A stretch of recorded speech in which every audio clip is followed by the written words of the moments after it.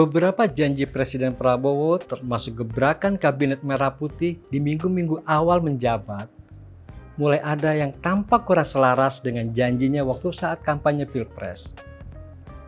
Contohnya, saat debat Pilpres pada Februari 2024, Prabowo bilang ingin memuliakan perempuan dengan memberikan peran lebih di kabinetnya. Tapi apa boleh buat, nyatanya porsi perempuan justru menurun jika dibandingkan periode sebelumnya. Kita perlu ingatkan, jangan sampai janjinya jadi abu-abu, karena kenyataan adalah lebih penting. Kita lihat dalam Kabinet Merah Putih, jatah perempuan hanya 10,4%. Kalau dibulatkan 10% saja. Di periode sebelumnya, porsinya hampir 15% dari seluruh jumlah menteri. Padahal, jumlah menteri dan wakil menteri saat ini sangat gemuk, yakni 104 orang. Terbanyak sejak Orde Baru. Jangan bayangkan sebelum Orde Baru. Nah, janji yang bisa jadi abu-abu sebenarnya juga tampak yang disampaikan oleh Hasim Joyo Hadikusumo, adik Presiden Prabowo yang kerap menjadi dalam tanda kutip juru bicaranya. Kata Hasim, Prabowo akan menghapus kredit macet sekitar 6 juta petani, nelayan, serta pelaku usaha mikro, kecil, dan menengah. Tampak mulia, tapi sungguh abu-abu alias membingungkan. Mungkin semuanya pada lupa atau bagaimana, kan otoritas perbankan maupun lembaga keuangan itu jatahnya OJK, bukan jatah pemerintah. Sesuai Undang-Undang tentang Otoritas Jasa Keuangan tahun 2011. OJK ini lembaga independen. Pemerintah tidak bisa ikut campur termasuk urusan mengatur perbankan atau lembaga keuangan. Makanya begitu dengar adik Prabowo bilang mau hapus kredit macet petani, nelayan, dan UMKM, respon Dian Ediana Ray, Kepala Eksekutif Pengawasan Perbankan OJK, simpel aja. Ada hal teknis yang mesti dibicarakan. Mungkin pesannya, hati-hati. Jangan asal terabas. Lagian, masih ingat waktu COVID-19 yang tahun 2020 mulai merangsek.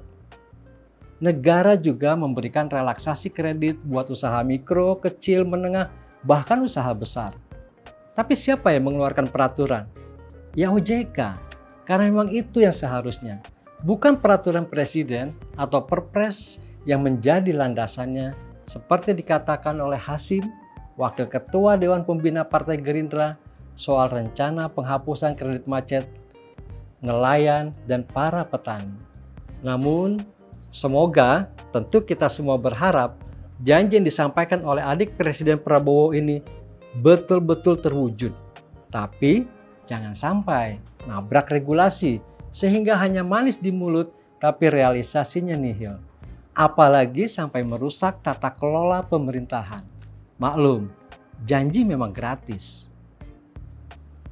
Kesan-kesan nabrak regulasi dalam janji pemerintahan Prabowo sudah mulai terumbar juga lewat pernyataan Menteri Perumahan Marwarar Sirait. Dengan gagah dia bilang dia akan nyumbang tanah 2 hektar untuk membangun perumahan rakyat. Ujungnya nanti Aguan, pemilik Agung Sedayu yang akan bangun. Belakangan tambah lagi beberapa nama besar. Ada Prayogo Pangestu, pemilik Barito Group. Ada Boy Thohir, pemilik Adaro sekaligus kakaknya Menteri BUMN Erick Thohir. Juga ada Franky Wijaya, bos grup Sinarmas.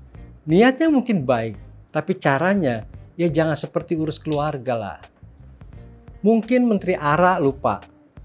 Kita punya yang namanya Undang-Undang Keuangan Negara yang dikeluarkan tahun 2003.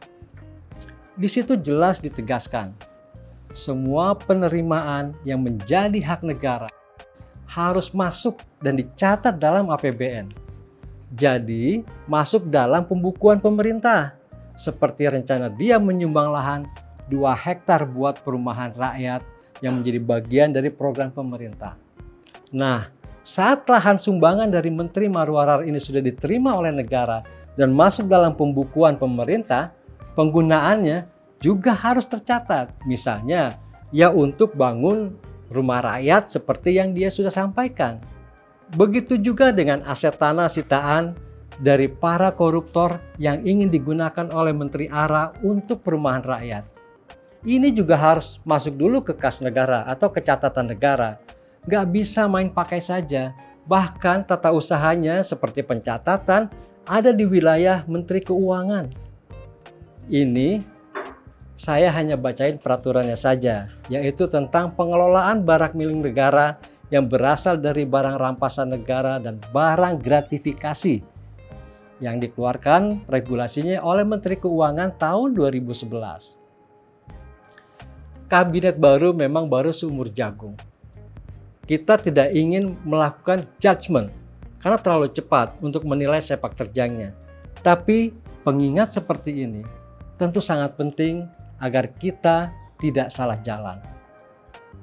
Kita lihat lagi lah nanti setelah kabinet jalan paling tidak 100 hari.